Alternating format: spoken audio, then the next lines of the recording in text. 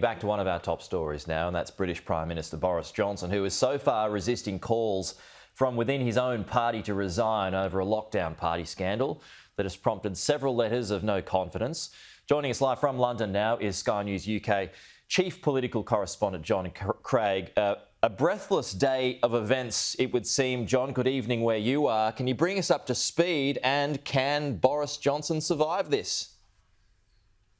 Yes, he can survive, but there are plenty who want to make sure he doesn't. Now, what we've had today here in the House of Commons was a dramatic session of Prime Minister's questions, in which he had suffered a mauling at the hands of the leader of the Labour opposition, that's Sir Keir Starmer.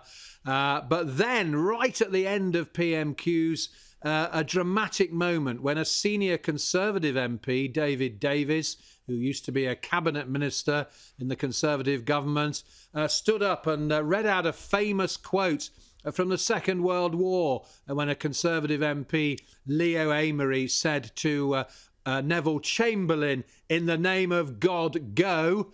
And of course, that prompted Chamberlain to go, and he was replaced by Winston Churchill, and we all know what happened after that. Moments before Prime Minister's questions, a Conservative MP called Christian Wakeford, who's MP for a seat in the north of England with a majority of just 400 or so, dramatically crossed the floor and defected to the Labour Party, claiming that Boris Johnson was incapable of providing the leadership that the country needs. So a double blow for Boris Johnson. Meanwhile, behind the scenes, there are those malcontents, rebels, plotters, whatever you like to call them, trying to collect enough letters to demand a vote of no confidence in Boris Johnson's leadership. Now, they need to get to the magic number of 54 letters. That is 15% of the number of Conservative MPs. They are short of that at the moment, but some of the rebels claim they're getting close to it. Boris Johnson has lived to fight another day, but he is still very much in a fight for survival. And there are plenty who wanted to remove him from power, despite the fact that he won a stonking big majority in a general election just over 2 years ago with a Commons majority of 80, the Conservatives' biggest since Margaret Thatcher won a majority of 126 back in 1987. Is there a feeling that this needs to be sorted out so the government can carry on and govern, John? No, quite the contrary, really, because there are plenty of MPs urging the delay, restraint. What is happening at the moment is that the Prime Minister repeatedly urges his critics, both in the media and in Parliament, to wait for a Whitehall inquiry led by a civil servant called Sue Gray into all the allegations of partying in Downing Street and other Whitehall departments. Now, even though some of those who want to get rid of Mr Johnson think it would be better to wait and see what that Whitehall inquiry produces, whether he's cleared or it's inconclusive or whatever the verdict happens to be. So the rebels are worried about moving too soon, some of them anyway, because they worry that if the Prime Minister is cleared, they'll look foolish, they'll have botched the whole coup. The coup, incidentally, has been given the very colourful name of the pork pie plot.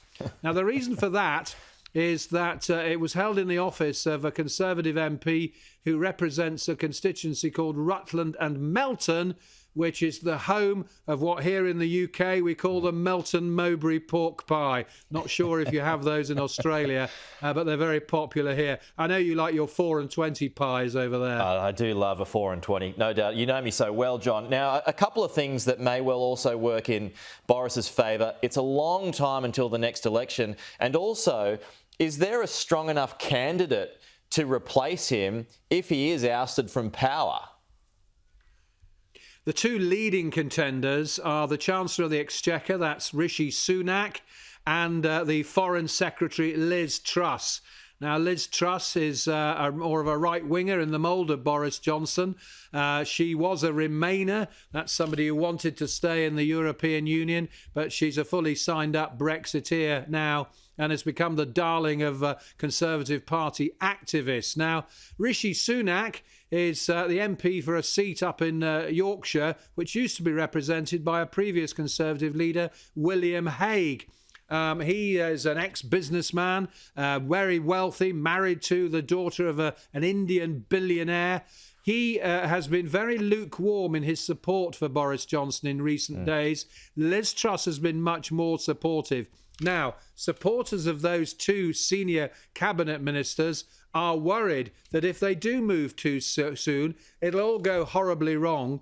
Boris Johnson will survive a vote of confidence and they will have blown it. These are all the calculations that MPs are weighing up. But Boris Johnson is still very much in peril, but there is no consensus among Conservative MPs as to who should replace him. That works in his favour too.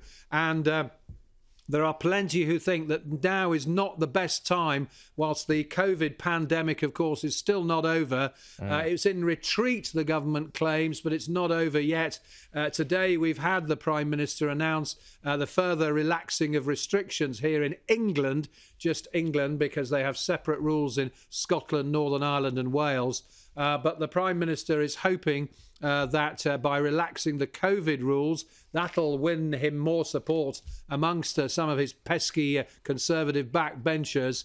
But he's fighting on. Margaret Thatcher famously said in 1990, "We fight on, we fight to win." Well, she did fight on, but she lost. And of course, Boris Johnson will be concerned, and his supporters will be, that he may fight on and he may lose. On the other hand, he may pull through this. But of course, if the Conservatives do badly in a set of local elections coming up in May, there will be pressure again for him to go. Fascinating stuff. Interesting you talk about Liz Truss. She's actually over here in Australia at the moment, deepening security ties with Australia, so watching events from afar. John, really great to get you with us this morning, our time, this evening, your time. So thanks for your time. We'll talk to you soon.